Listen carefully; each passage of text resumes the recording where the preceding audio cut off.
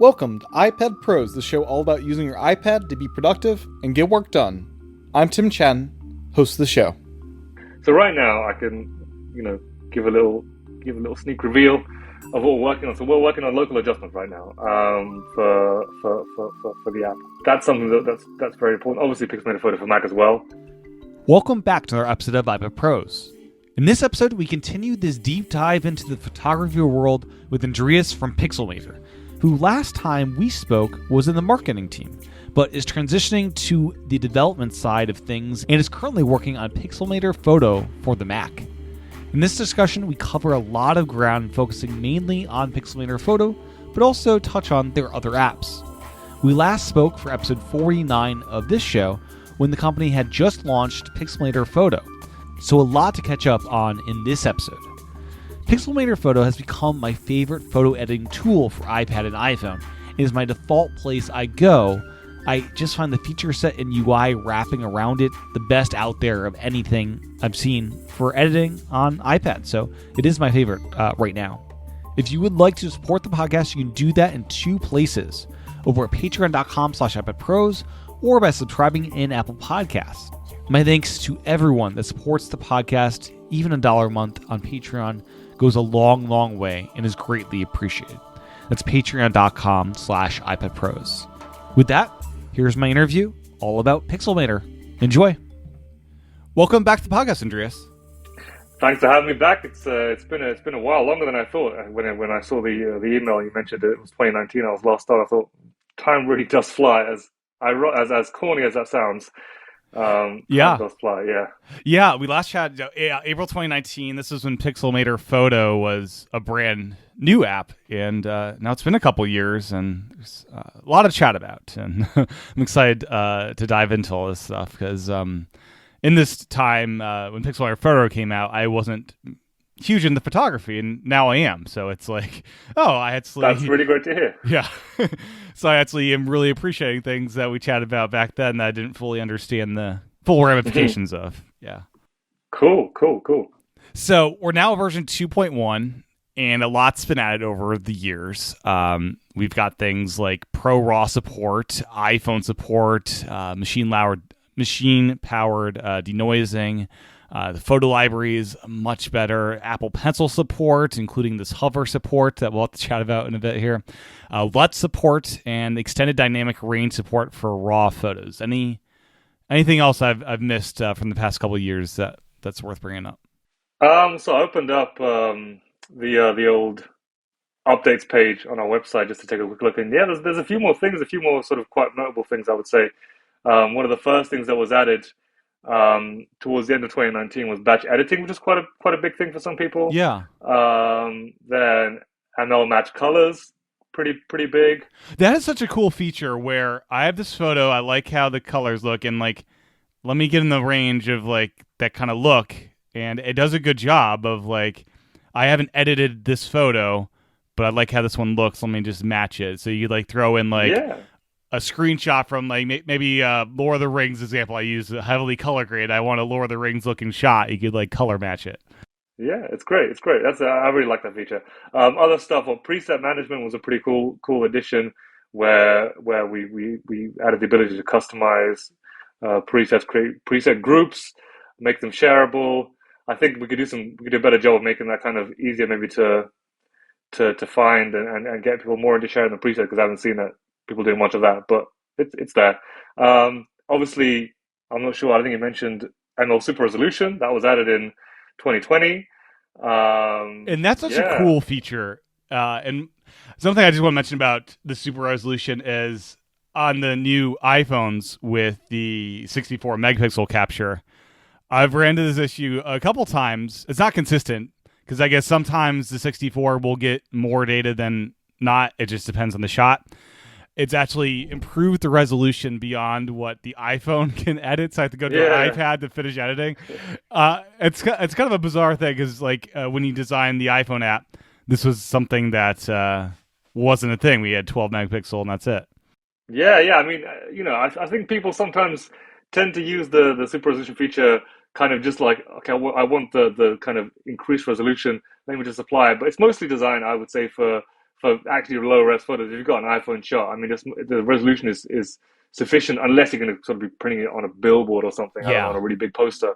So but yeah, it's quite funny that it increases the resolution past what the iPhone can actually open and edit. And the file size makes it that you really don't want to use it unless like you need it. Because your file sizes will grow larger, and so I'll use it selectively. Oh, I'm doing a print. Let me super resolution this. Or as you said, low resolution stuff. I can grab stuff from the web and like make it usable for some kind of project I'm working on, and that's been really cool. Like I can these pixelated like icons. I used this at a wedding where we had these icons of like vegetarian or beef, and I saved these little icons that were pretty much useless to something printable and usable, which is cool. That's fantastic. Yeah. Let's see what else we got. Oh, well, another cool little thing that I saw is probably not a super well-known feature, but the on-image curves adjustment, where you can kind of like tap the little icon in the curves adjustment and actually drag parts of the photo to adjust those specific tonal ranges on the curves adjustment. It's a very cool little sort of advanced feature that I really like. Yeah, and that's something that implements with the pencil really well. I've not really mastered this. I still stick to the sliders and avoid curves because it feels like I want to either do the sliders or do curves, and that they kind of like, I don't know. I'm not. Can you explain kind of like curves and the on-image curves, especially like kind of what the process is for editing that way versus doing more slider-based editing? Yeah. So curves gives you kind of more control over the specific tonal range you'll be affecting. So, for example, we've got adjustments like contrast, let's say, then you have there's the kind of the way we've programmed contrast to work, where it increases let's say darkens the shadows and brightens the highlights to increase contrast, or the opposite to decrease contrast. Whereas with curves, you've got that sort of diagonal line which represents the brightness values in the image, and let's say you want to just darken slightly, just the very darkest parts of the shadows. Then you put the point towards the sort of bottom left corner and drag that, and that way only that area is darkened, and you can sort of add another point to straighten out the curve. Because the curve represents input and output values, which is kind of a confusing maybe way to think about it, but it does help to understand it. So input and output. So the diagonal curve, when it's all straight, it means that all the basic like brightness values from 0 to 256, they're not changing anyway. Whereas if you drag a curve, add a point and drag a curve down, then let's say the brightness value 10, if you drag it down, then it'll get darkened. Then maybe the input is 10 and the output, let's say, is 8. But yeah, you get a sort of specific control over which parts of the tonal range you actually adjust, as opposed to sliders where you just get the kind of baked in tonal ranges, right? Right. Yeah. So it's entire image editing versus selective parts. Yeah. And selective parts of the shadows, let's say, and then you can straighten out the curve, and maybe so when you do the contrast adjustment, again, it'll if you increase the contrast, it will darken the shadows, brighten the highlights. But here you can just sort of darken the shadows slightly and brighten the highlights a lot, for example, which is something you couldn't do with the curve adjustment, with the contrast adjustment. Obviously, you could try and go in the highlights and shadows adjustment, but it's kind of people who kind of really know exactly which parts of the tonal ranges of their photo they want to kind of change. It works great for them. But it is a more advanced feature. And it's a little bit it's kind of a bit scary to start working with. Yeah, I've done it a couple times, and it takes a bit more. A bit more work than the sliders and like just seeing. With the on-image curve stuff, as I'm tapping on the screen, it's looking at that exact part I'm tapping? Is that right? Right. So as I mentioned, it adjusts the brightness values, right? And so let's say you drag your finger on like the sky, it'll be like, all right, if you drag it down, it will say, okay, this part of the sky has this specific brightness value, and let me just darken this particular area of the photo by the exact amount that you drag your finger, right? Yeah. So if the background, if I'm like focused on me, and this isn't like older iPhones did a bad job about the background's well lit, but the subject's kind of hidden, and vice versa. Mm-hmm. So if I like tap the background, which is super dark, it can brighten that aspect up. And what's kind of the splash zone? Is it looking at that lightness level or that particular part of the image? Like, is it getting It's the whole lightness background? level in the entire image. Yeah, the whole Okay. background. The entire image, like, yeah, it's not selective in that sense. It's that brightness value, but in the entire image. And also, obviously, like, because again, the color adjustment doesn't take like one specific, again, brightness value. So it's not like this very specific shade of gray. It will, because there's a curve. So it will start, the actual point goes on the curve, but then when the curve curves around that point, all the other values are affected, just less, right? So there's less like an offset. Yeah. Okay, very cool. Anything else from the update queue worth mentioning before we dive into? Let me see. I think that's. I mean, obviously, the last thing that you had on the list. The other stuff was like Pixelmator Photo for iPhone, big thing. Obviously, the new photo browser, and then the stuff that just came out just a couple of days ago. I guess, yeah, iPad OS 16, the new iPad Pro. Yeah, and the iPhone edition has been really cool because like there's a lot of times where I'm stuck somewhere.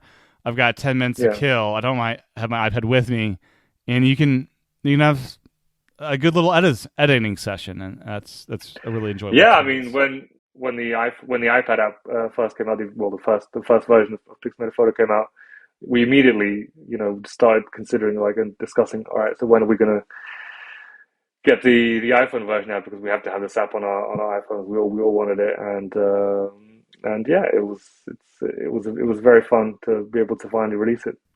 Yeah, and the interface, it works well there. Like some apps, like they try to scale down their interface, and it's kind of hard to use. The iPhone, it's a pretty natural fit there.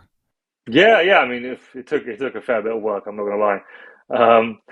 Because we wanted to keep the same kind of controls as on the iPad, and there were a few things we had to take care of to be able to do that, because the sliders take up a lot of space in the way they're designed. So I had to find a few ways to sort of have the expanded view that we have and a slightly smaller view, and the presets as well, because we have the presets at the bottom, but also we have the film strip as well that we added in the photo browser. So I mean, it wasn't easy. The designers definitely did a great job. Yeah. No, yeah, it shows. So something I'm aware about now that I wasn't when we last chatted is the whole RAW format scene. I'm capturing ProRAW, and also I have a Sony EVZ10, I think it is, and that camera is not yet supported by iPad OS or Mac OS natively, so I have to go through Lightroom, export the DNG, then beam it over the Pixelmator to do my editing. Is there a better way about that? Is that kind of the way to get these unsupported RAWs in there? You have to kind of use another app. Do you know of like shortcuts that any other apps have done to kind of do this more automated to work within Pixelmator? Yeah, not that I know of, actually. I mean, the good thing is that the app does support most raw formats that people use, but there are a few that definitely that stick out. Especially, I think Fujifilm compressed RAW is a thing that people have been requesting a lot. And the workaround you've got is the best one. It's not great, obviously. We have been considering adding our own RAW decoder, which is something that would require quite a lot of work. But for these cameras, it's not too difficult. As far as I've spoken to engineers, but obviously it's still a very significant project because it touches like the very sort of foundations of the app. And with any feature like that, it's always you want to approach it carefully, because we do rely on Apple's RAW decoding, obviously for things right now, which is just very easy to use out of the box, really, for the most part. So yeah, but for now, I think I'm not aware of any apps that have shortcuts that could do. I mean, if an app has its own RAW decoder, creating a shortcut itself isn't too difficult as far as that. I mean, I did the shortcuts integration in Pixelmator Pro, a lot of it. So I know that creating shortcuts itself isn't too tricky. Yeah, Apple's done a great job. So, but I'm not aware of any apps that can do RAW conversion shortcuts. Gotcha. Yeah. Idea, the two apps I know are Raw Power and Lightroom are the two on iPad OS that kind of handle it. But yeah, I don't think there's shortcuts to do what I'm looking for yet. Yeah. And I imagine it would be a lot of investment doing this within Pixelmator itself. But yeah, I'm curious what the Mac users you have with Pixelmator Pro, how that would affect them. And I imagine iPad people hook up with USB-C now more and more. And yeah, I'm curious what percentage. It might only be 1% and not worth doing, or it might be 15%. I don't even know. I mean, long term, I think we do want to do it. As far as the long term vision for the app is, I think it's something we will probably need to address. Right now, we've got enough stuff to keep us busy for the sort of near to medium term future. But I think long term, it's something we will have to take a look at. And obviously, that would we'd be able to use the same code in Pixelmator Pro and Photo. Yeah. Yeah, and just briefly, Pixelmator Pro is versus Photo. So Pro's on the Mac, and can you kind of explain the difference between? This is a very good question. Yeah. So this is a very good question. Because I think partly because of the name, people kind of equate the two apps as in like, okay, Pixelmator Pro, Pixelmator Photo. It's like what, the same app, but actually, so the point is, Pixelmator Pro is the layer-based image editor. It's got layers, it's got vector tools, it's got painting tools. It's kind of like, full-blown design, illustration, painting. Is it almost like the successor to the original Pixelmator on iOS? Is that app to the original Pixelmator for Mac? Yeah, but yeah. Yeah, because that app also did layers and that kind of work, and it's not the photo-based thing that retains all the. Yeah. So yeah, exactly. I mean, and also Pixelmator Photo still exists. It just got an update. The same day that Pixelmator Photo did. We added machine learning powered subject selection to it, which is a very big feature for it. And yeah, while Pixelmator Photo is just a completely dedicated photo editing app with a workflow designed for working with lots of photos. And I really don't like using this comparison, but it's super easy to understand. So Pixelmator Pro is basically like Photoshop, whereas Pixelmator Photo is essentially like Lightroom. I mean, it's the kind of same category. Sure. And I think that kind of, and once you say that, people, oh, okay, I get it now. Which is, and that's just how it is. And our vision for both these apps moving forward is to have Pixelmator Pro on the Mac and on iOS. So Pixelmator for iOS, we're kind of going to be developing it. We've been adding we added support for Pixelmator Pro documents to Pixelmator for iOS. I think it was, earlier this year, as far as I'm aware, if I remember correctly. And we are also working on Pixelmator Photo for Mac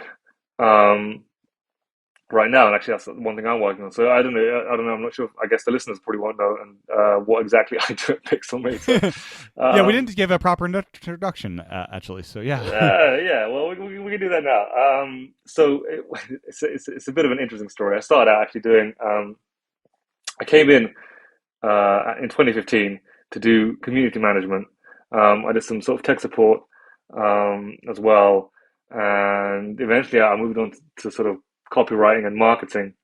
And recently I've sort of changed again, and now I do software engineering. So pretty much, let's say a couple of weeks ago, I fully transitioned to a software engineering role. So this is me, and also product development.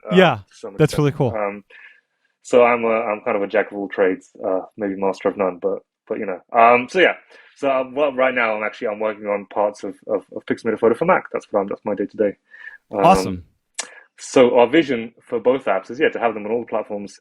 And really the trickiest thing that happened probably in the history of Pixelmator was when we released Pixelmator Pro as a new app, instead of an update to the original.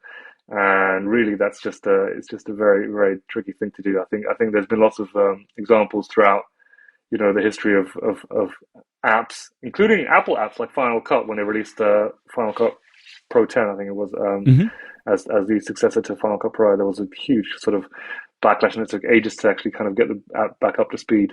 So yeah, and that's kind of why right now there's kind of this bit of lag or this unclear, slightly product line, but it's something we're working on. And the plan is to sort of address it in the not too distant future. Yeah. Excellent. Yeah, and that'll be exciting for people that you do use the Mac to have photo there, because they are very different tools. Yeah, and also in the future, we're gonna make it easier to round trip between the two apps. If you want to do something layer based with a photo, let's say the plan is to be able to round trip from one app to the other. Oh, that'll be super make nice. some edits. Yeah. So I mean, looking forward to it. And as you said, the Pixelmator, vanilla original on iOS, it's receiving a lot of attention, which is great, and the machine learning subject grabbing is awesome, and the UI and all the advancements you've made in the other apps are making their way back to the original, which is really cool to see. Yeah. So it's exciting. It's exciting. It's I think the future is bright for sure. And I'm looking forward to what we're going to be able to do. Yeah. So machine learning is something I really have grown to appreciate and love about Pixelmator Photo. It really does help get a good starting point with cropping, with the just baseline adjustments to get things kind of in the ballpark. Sometimes I'll keep the crop, sometimes I'll adjust it, sometimes I'll keep the adjustments, sometimes I'll change those. More often than not, it gets like the temperature and like the actual white balance and all that stuff perfect. I don't even touch that. Something I'm curious about is kind of the future of machine learning. We're kind of getting into a weird space with AI images, and one thing I'd love to see with machine learning is better. Like there is some straightening, but even better straightening. And then another thing I'm curious about is machine learning for potentially like stacking, like focus and HDR stacking. I'd love to be able to like select like some old iPhone photos where it did the underexposed and overexposed just as separate photos, and merge those through machine learning. Kind of what's the future that you guys envision for machine learning? So yeah, obviously, I think we've all seen the crazy stuff coming out with like Stable Diffusion and what's it, Dolly, and all those image creation models that are pretty mind blowing. As far as our approach to machine learning stands is, so there's like this kind of two maybe categories of machine learning models. There's the generative neural networks, I think they're called, and the convolutional neural networks. So the generative ones generally create like detail out of nothing. So right, you give it like a sort of general face shape, and it will create facial features, right? Mm-hmm. A nose, it will add detail that wasn't there. Whereas the models we use, we try to not like never make images worse. So never add like any weird stuff to it. So our super resolution model strictly tries to just improve the quality while retaining all the existing detail, but not adding anything new that potentially wasn't there before. Right. So I think the future, as far as like all the kind of sci-fi level stuff that we're seeing, is the more kind of generative stuff. We're looking at this, but right now we don't see too much that we want to add immediately for various reasons. I mean, one of them is just file sizes. Like the Stable Diffusion models are like, I think 4 gigabytes each or something, whereas our entire app is like 700 megabytes. Yeah. Mm-hmm. So for stuff that, because we also, all our models are on device, but we don't, some you got these online services that you kind of, that take your data, let's say images, and upload them and stuff. And we're pretty big on privacy, like Apple. Yeah, and I think it's kind of essential too to be like, I'm in the middle of nowhere on a camping trip. I want to edit some stuff at night, perhaps as I'm like hiking and stuff. Right. Yeah. So I mean, the future is interesting. Like all the generative models are super exciting and obviously scary in many ways. We're focusing more on the kind of models that we've got right now. So the stuff that powers super resolution and denoising, and color matching, cropping, is all kind of based on the less kind of sci-fi stuff. Yes. Still insanely powerful, and like as you mentioned, white balance. It's crazy how accurate it is. And that was for a long time. That was a huge problem in so many photo editing workflows where white balance is something that it's difficult for humans to even get right because I think you must remember the it was quite a few years ago now there was that the dress Yes. the blue and black was it blue and black and gold white and gold dress, right? Hmm. And so basically it was like what color is the dress, and the point is that based on lighting, our like brains perceive colors differently. So if you sort of perceive it as a warmly lit photo, you would perceive the colors one way, and if not, then another way. Whereas Yeah, that's that's something you need to make sure night shift is not enabled when you're editing. Turn that off. that too. So white balance, the machine learning power one, it's so good that it's better than most like humans who aren't trained in adjusting photos and perceiving colors kind of more objectively, let's say. And obviously it's a hugely important part of the whole editing process because you can't if you got a photo that's got a yellow tint and you apply a filter to it, or preset, you won't be able to see the actual the sort of real look of the preset because the colors will be sort of knocked off by the white balance. So I think machine learning has done an incredible thing here that people obviously now take for granted, which is normal. It's what happens. Yeah. So I think the future for us. We've got some other um, machine learning projects. That we're researching. These things take a quite significant amount of time, and we've had a few that we just didn't work out. That we worked on in the past, but maybe we'll come back to this in the future. And yeah, so we're working on stuff. We're working on more ideas, Yeah. and we'll see what will come with that. Yeah. Is the idea of stacking something that is more of a Pixelmator Pro / Photoshop tool, or is that That's something? Yeah. that's a Pixelmator photo thing for sure. Yeah, we've talked about this, and so right now I can give a little sneak reveal Yeah. of what we're working on. So we're working on local adjustments right now, for the app. That's something that's very important. Obviously, Pixelmator Photo for Mac as well. And once that's done, we plan to sort of evaluate this. But this will be definitely a Pixelmator Photo feature rather than Pro, because it's a much more photography oriented feature. Yeah. Excellent. That's really cool to hear. So what's your kind of general editing process? We didn't really chat about you as a photographer. Like, what kind of stuff do you like to capture? Are you all in on iPhone, or you do like DSLR stuff as well, or kind of what's your capture process and also your editing process once you're in Pixelmator? Yeah. So I'm gonna be honest. I'm not a huge photographer.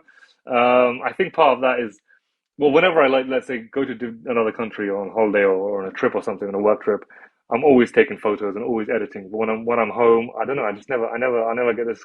Very rarely do I take out my phone. And I don't have a DSLR. I've shot with a DSLR a few times. Used to have one, but I didn't really take many pictures with it. So I'm definitely an iPhone guy. I've got an iPhone 13 Pro right now. Um, love the cameras. So before I actually upgraded this, I had an older iPhone, and I bought it in the US, and I was blown away by night mode. I love taking nighttime photos. Yeah, so that's me. I'm an iPhoneographer. I occasionally post some shots on Instagram. I'm not. I don't think I have a great eye, but Yeah. throughout my. And you can get some crazy shots out of the iPhone these days. It's kind of Oh, wild. absolutely. Yeah, absolutely. But yeah, throughout my time at Pixelmator, definitely, I think I've kind of owned that part of my perception. So obviously, because I worked in marketing, I used to be involved in like picking out visuals and stuff. So that kind of just did definitely make me see things better, I would say. But my editing process. So when I do take photos, I mean, I'm again, because the iPhone shots are so good right out of the camera. I tend to, before I used to quite like presets. Now I like the natural look a lot more, and I tend to go for basic lighting adjustments. selective color. So if I see a particular color in the shot that I like, that I want to make slightly stronger, one of the first things is find that color range.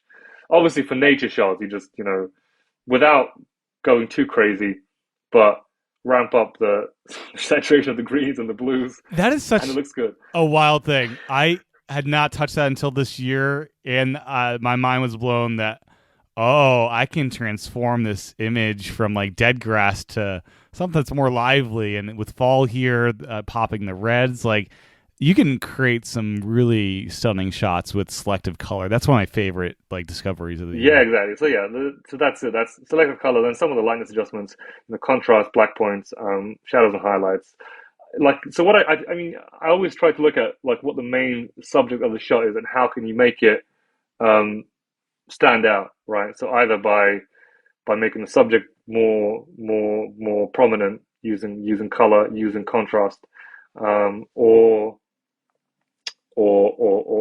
maybe making the background less prominent. But obviously, at first when you start, it's very easy to sort of go overboard. So I try to keep things quite. I like to try and keep things relatively subtle, relatively muted. Don't try and go too far, because I remember this one shot I took in Yosemite of a tunnel. What's it called? Tunnel view, right? Mm-hmm. It's called, I think. Yeah. And yeah, I edited it right when I was there. Posted it on the old Instagram, and then when I look back on it, I'm like, my God, this is just saturated to the bejesus, right? I mean, like, it's just you can't even.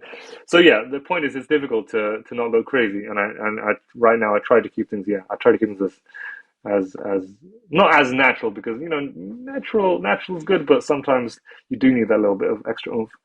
So that's my process. Yeah. Gotcha. Yeah. And yeah, there are some shots where like, I'm going to make this all fake and saturated. And then, you do want for most of them, it's like, let's make this real and lifelike here. Just maybe a little bit more lively.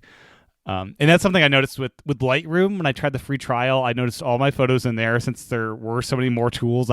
My photos edited with the Lightroom were just like highly processed, and you could tell because you could.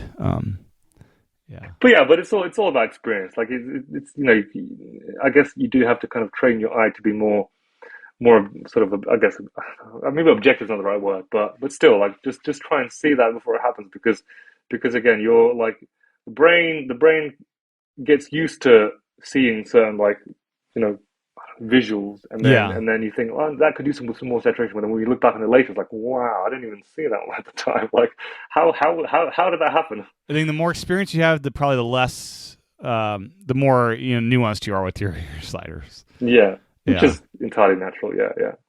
And something I'm curious about. So we chatted about the curves before. Can you dive into levels in the channel mixer and when those are kind of appropriate and good to use? Yeah. So levels. So while curves is kind of the more selective lighting adjustment, right? So again, as I mentioned, the sliders give you kind of baked in adjustments, whereas curves lets you be more selective. Levels is how would I describe it? I mean, so one of the main things that people use levels for is setting the black and white point. So, for example, they've got the little sliders at the edges of the adjustment, and that lets you, if you move the slider inwards, it will take, again, brightness values. So it starts at 0, and if we were in an 8-bit system, so 0 and 256 at the other end, so like the brightest white, and pure black on the left, and pure white on the right. And if you move the slider in, it will kind of compress the tonal range, which means it will increase the contrast, and it also lets you. So those sliders at the edges, set the black and white point. So basically, if your image is slightly underexposed, let's say you've got like the shadows are kind of gray, whereas parts of them should be pure black. So you can move the slider on the left and compress the tone range, and it will take what was, let's say the slider moves in a few pixels to the right. It's might be hard to imagine, but the slider moves in on the left a few pixels to the right, and let's say that the value is like 3 in terms of like from 0 to 256. So now what was 3 will now be 0, and everything else will also be slightly squeezed. So basically, it's a more selective way to, again, adjust black point, white point, and to a certain extent contrast. And then the midtone slider and the quarter tone sliders, and in between them, they let you adjust the midtones. So it'll take like the middle gray value.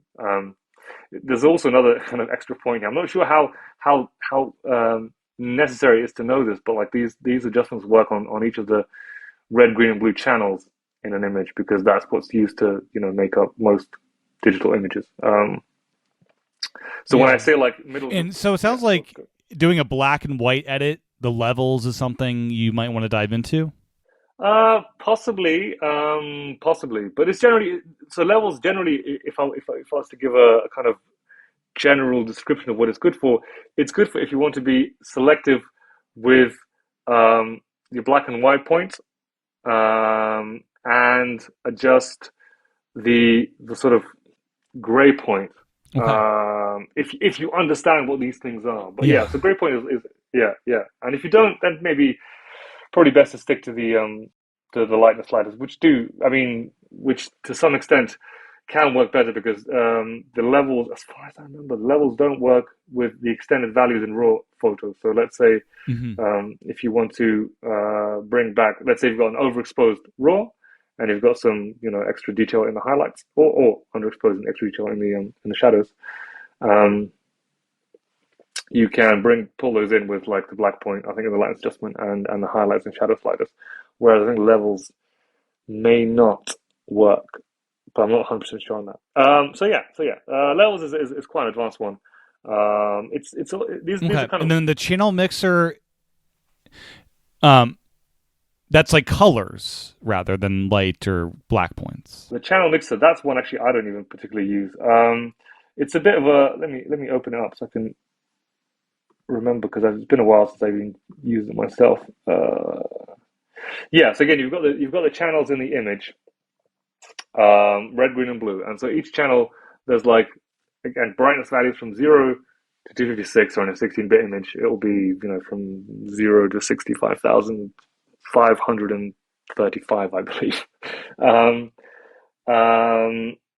And so you can kind of, when you put those 3 channels together, this is kind of, I guess you need a bit of a primer on how digital color works and how light works. Let's say you take a red, green, and blue flashlight and all shine at the same spot, you will get white, right? So that's called additive color. So when you add extra color, it creates white. Whereas the opposite to that is subtractive color, which is CMYK, which is what you print. So you start with white, and then you subtract certain wavelengths by putting ink on the page. And let's say if you put all the inks on the print cyan, magenta, and yellow, you get black. So with additive color, the RGB system, you've got these sort of 3 lights, the red, green, and blue. The same. The pixels on the screen is also red, green, and blue, and you can mix these channels.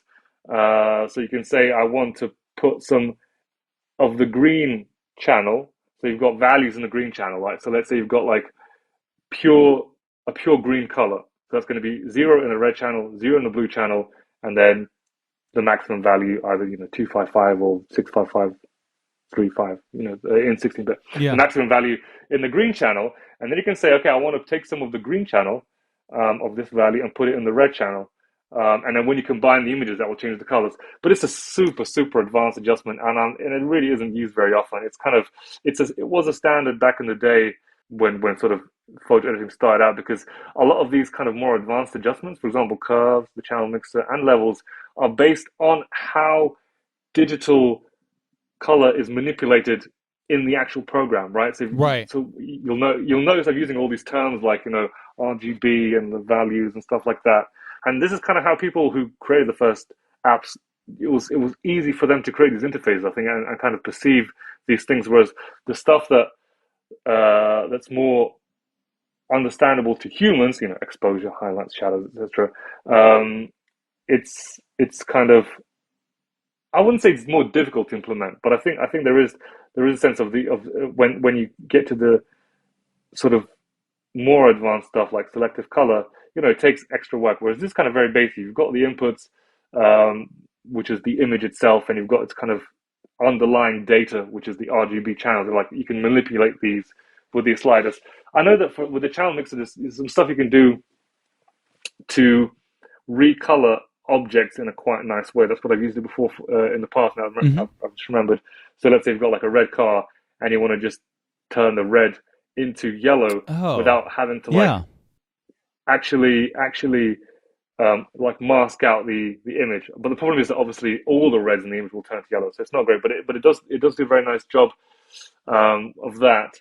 Yeah, I've done that with selective color before to kind of tweak a color, but as you said, it's the entire image, so you have to be careful. Yeah. So that's one thing. But again, that channel mixer is super advanced, and I wouldn't say there's really that much reason to use it. But it is kind of a staple in apps like this.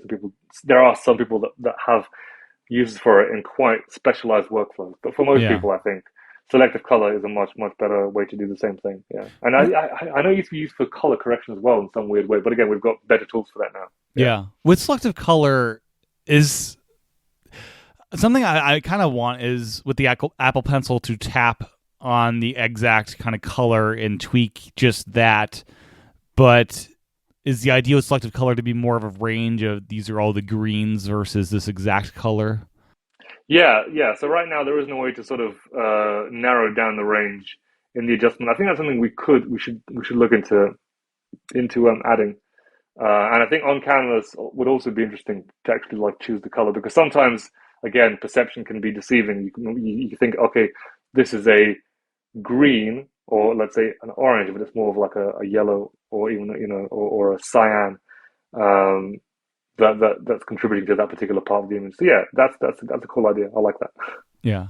And then the vignettes, I really do appreciate. And something I kind of do weird with it is I do the white vignette, just like a 15% to kind of create like a little halo effect.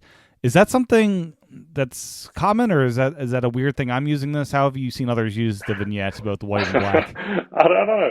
I mean, the reason we added it is because we did like the effect. We thought, okay, if you want to make a white vignette or effect around it, that would be useful, because it's not I think universal in vignette effects.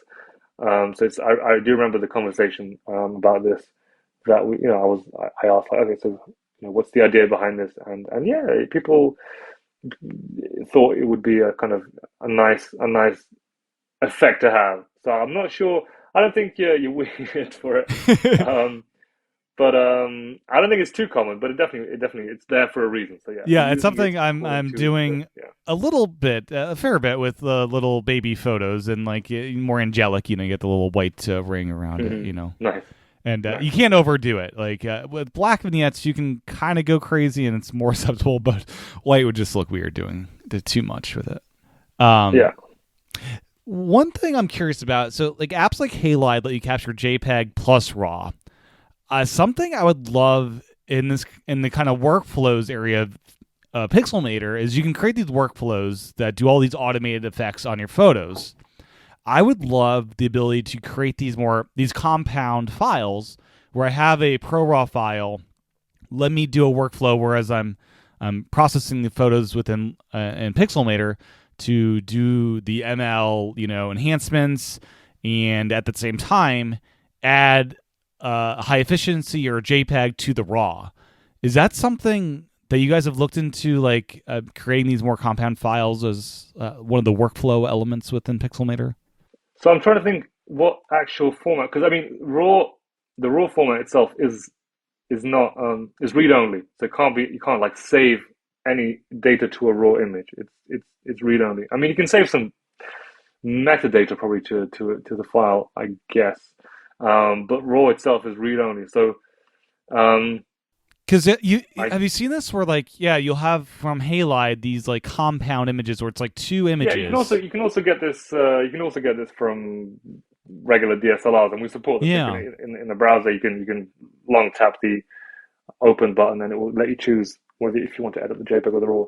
So there is definitely a way to combine it. I'm trying to think, but then I guess what we would have to create is, so the RAW and then the JPEG would be like two different they would look very different. So it'd be edited JPEG, and the RAW would obviously be the original because it's read only. Right. So I guess there really isn't a format that would be able to represent this file. Okay. Yeah. So when other than we'd have to create something custom. Which okay, like possible.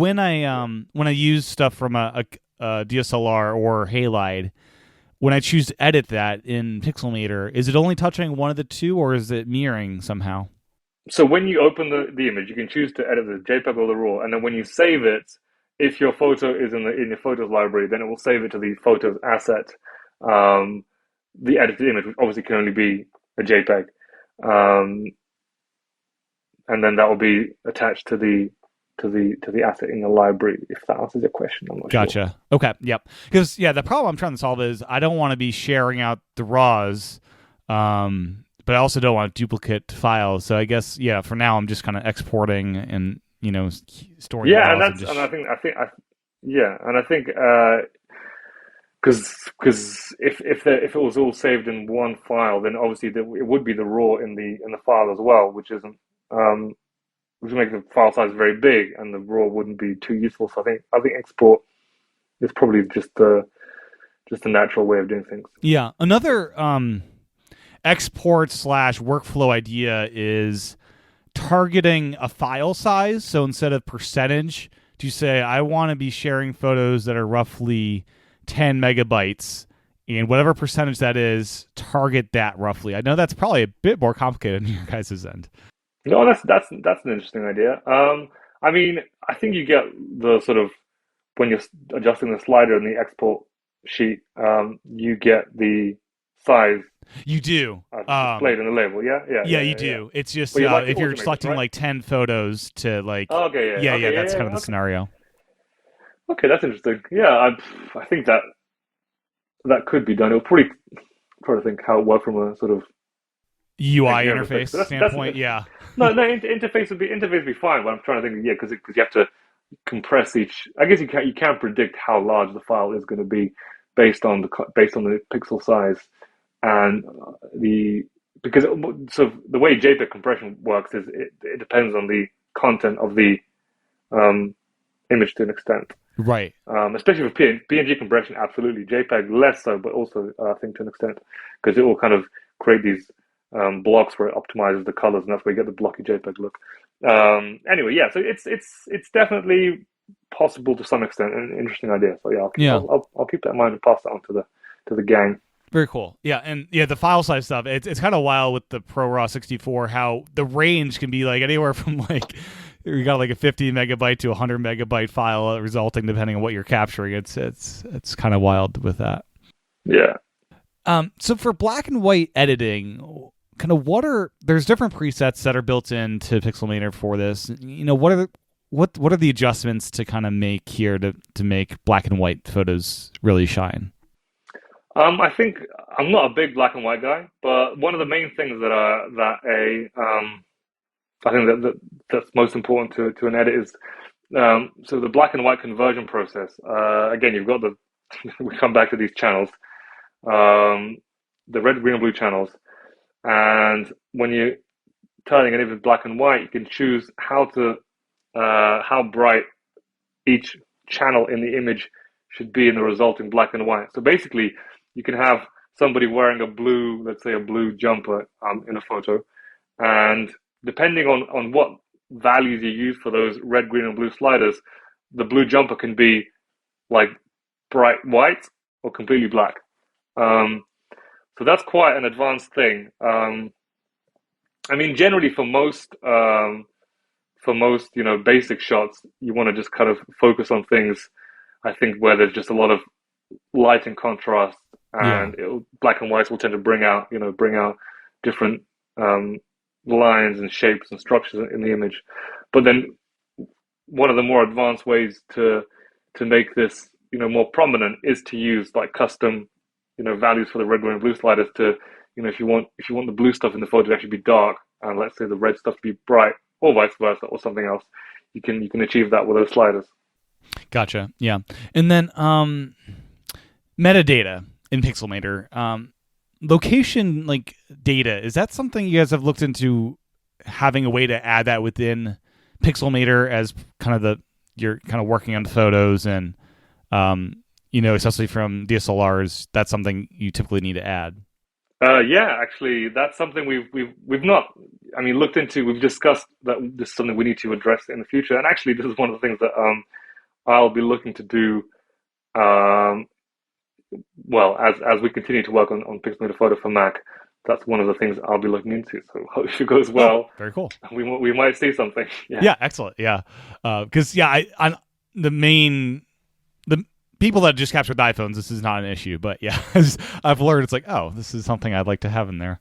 Yeah. So a bit on the new stuff that just got released, extended dynamic range for raw editing. So there's extended values which let you tweak the sliders even more, but this is something different. You can enable this, and I saw this especially with outdoor photography for RAWs. The blues were much brighter. And can you share a bit about this? And something I'm also curious about is a more front-facing way to enable this. It's kind of buried within a pop-up to get to it. Mm-hmm. So the new EDR mode, right? Yeah. So this only applies to raw photos, as you mentioned, because raw photos will have often have extended brightness data in the file. So basically, if you capture a shot of bright scene, and some of the stuff gets clipped because obviously the exposure on the camera is set in such a way that bright area is pure white. In raw photos, you can bring some of the detail back. That's one of the benefits of shooting raw. And EDR mode, because the latest Apple displays have this kind of basic normal level of brightness, but then they have extended brightness past that they can enable selectively. And I think the Pro Display XDR can and then there's sustain that peak reference mode brightness. on the iPad Pros now, which is great for editing. Yeah. But as for how the EDR thing works, so you can kind of enable certain pixels can be brighter for a period of time, and that's one of the ways you can make that missing detail in a well, not missing, invisible detail in the raw photo be displayed for a certain time. But obviously, if you export the image without adjusting any of the settings to, let's say, PNG or JPEG or RAW, then that extended detail won't be visible in the file because you have to bring it back to within the kind of regular dynamic range. So again, you've got like let's say, blown out highlights with extra detail. You turn on EDR, those details become visible, but until there is a format that we can export to that supports this extended dynamic range, it won't be exported. It'll just be visible for you to sort of maybe guide your edits. I see. As you work on the photo. But for now, there isn't. But as far as I know, this is something that should be added in the future, because there are some formats. I think OpenEXR is a format that supports high dynamic range. High efficiency codecs, I know I can take HDR stuff just in native iPhone. I think it supports it, and yet, I'm sure people have noticed. I think with iPhones that now when you sort of open up the Photos app and say browse videos and photos, I think as well, suddenly your screen gets brighter, right? Yeah. Photos. Yeah. So that's HDR. It's not possible to write that data to the high efficiency. Interesting. Files right now, and I would imagine that that's coming in the future, maybe with the next update of macOS. I don't know, and iOS. But it will happen, and then you'll be able to also export this high dynamic range. And is there any way to print this? If you have a photo printer printing from Pixelmator in the RAW format, there's no way to actually print that? I mean, so printing. I mean, printing is a whole different medium. So again, you've got this additive color versus subtractive color. So with printing, you've got subtractive color, and you've generally got a much lower, much smaller color gamut, which is the sort of full range of colors. You don't have the same bright greens and bright blues because just ink can't sort of shine, right? So So generally, printing a high dynamic range image is not possible just because of a different medium. Because screens can get super bright, whereas paper can't glow. If you, Yeah, if you understand. right. Yeah, Gotcha. Yeah, and that makes sense why it's not on by default and why it's kind of in a menu, so you can kind of toggle it on and off because it'll look good to you, but it's not. It won't be in the final export. Yeah, exactly. So for now, once it's exportable, then I think we should definitely consider making it more visible and more prominent. Yeah. And once people get more familiar with how this format works, yeah. Very cool. And then hover support. Talk about this with the Apple Pencil, and generally how you guys see the Apple Pencil. I mean, it's the Apple Pencil is obviously a really, really handy tool to have with any iPad, in all kinds of tasks. And hover for now, I think it's really nice to to have in Pixelmator Photo, but I think we're going to take it to the next level once we add selective adjustments for sure. We can actually use it to retouch photos selectively, retouch selective areas, mask out areas.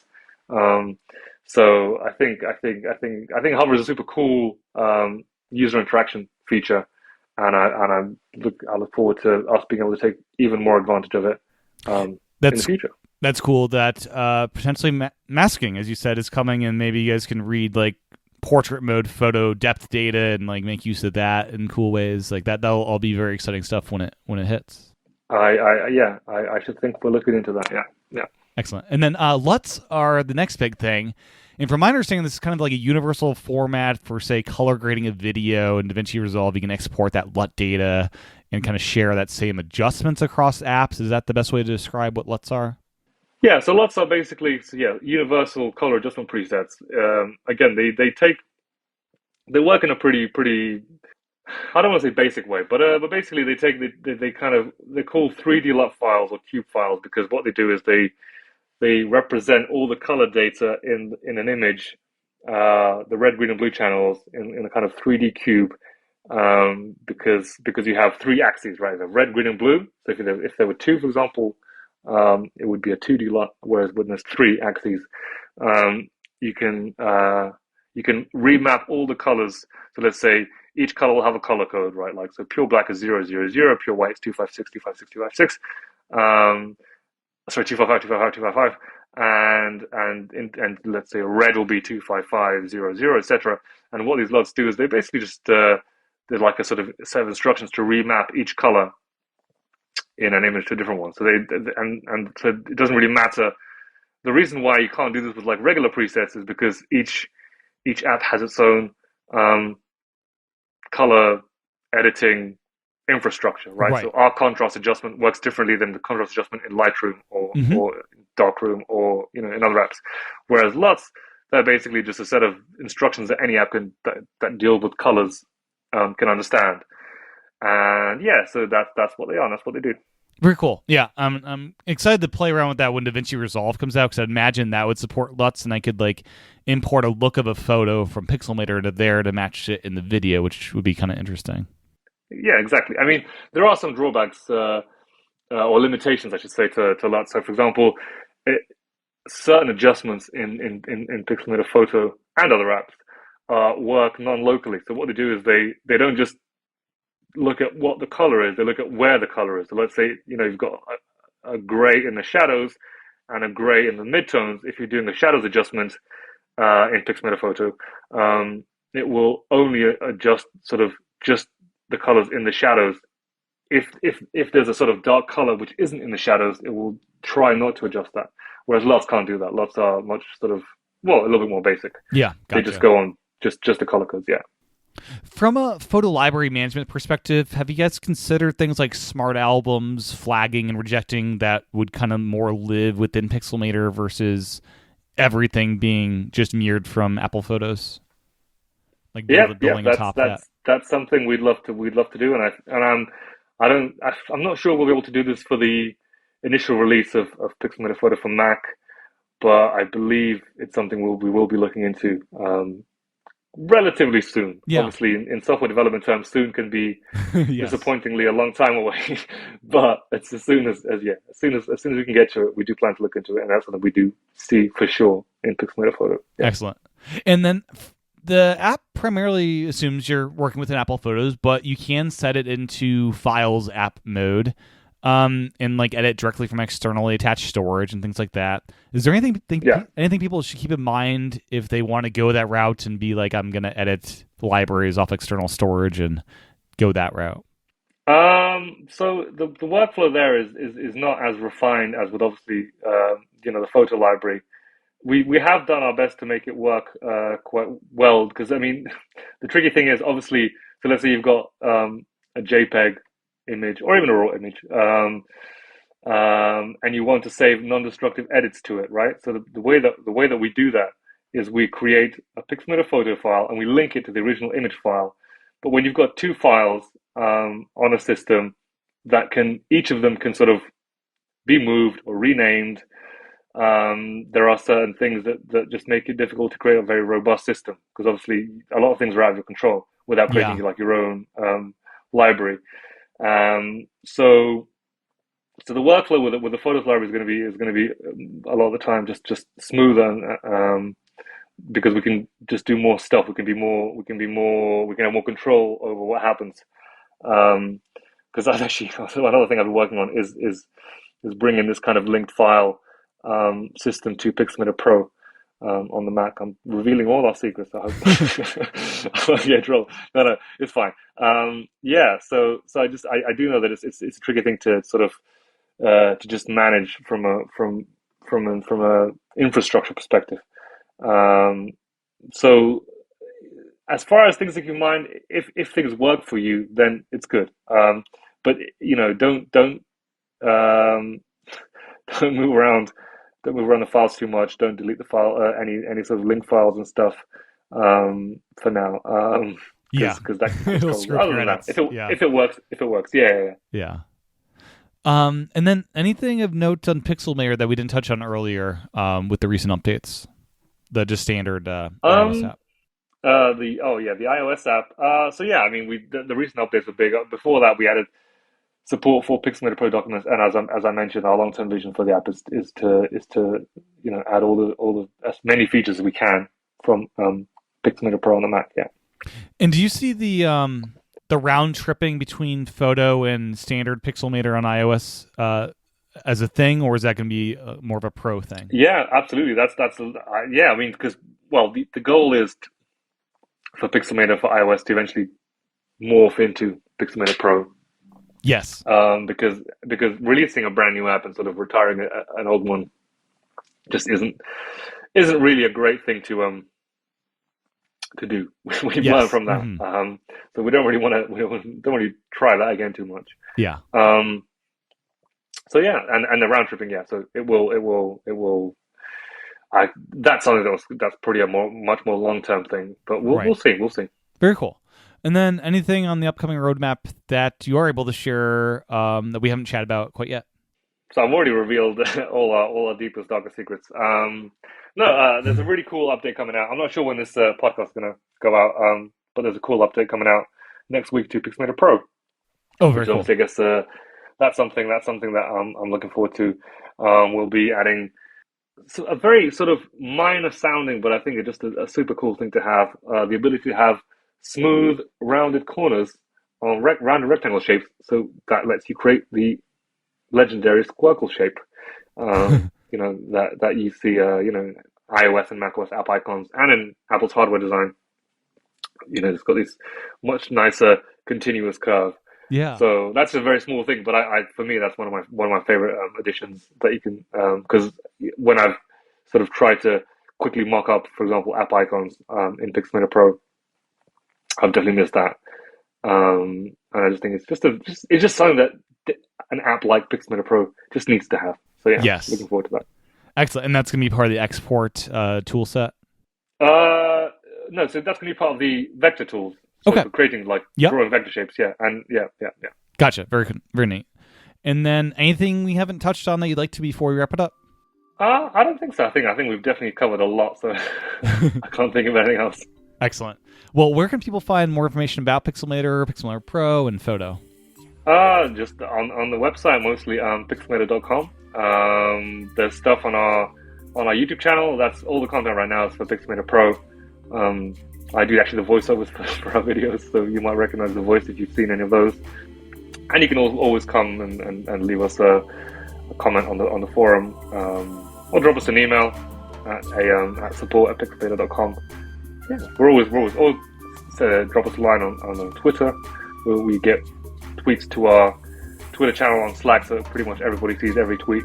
So yeah, there's lots of ways to get in touch with us and find out more about our apps as well.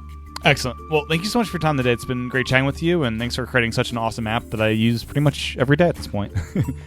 That's really great to hear. Thanks for having me. It's a pleasure. It's been a pleasure. Well, that was my interview with Andrius all about Pixelmator. My thanks to him for his time recording, and my thanks to you for your time and attention tuning in. Learn more about Pixelmator at www.pixelmator.com. You can support this podcast over at patreon.com/epicpros or by subscribing in Apple Podcasts. With that, I'll talk to everyone again real soon.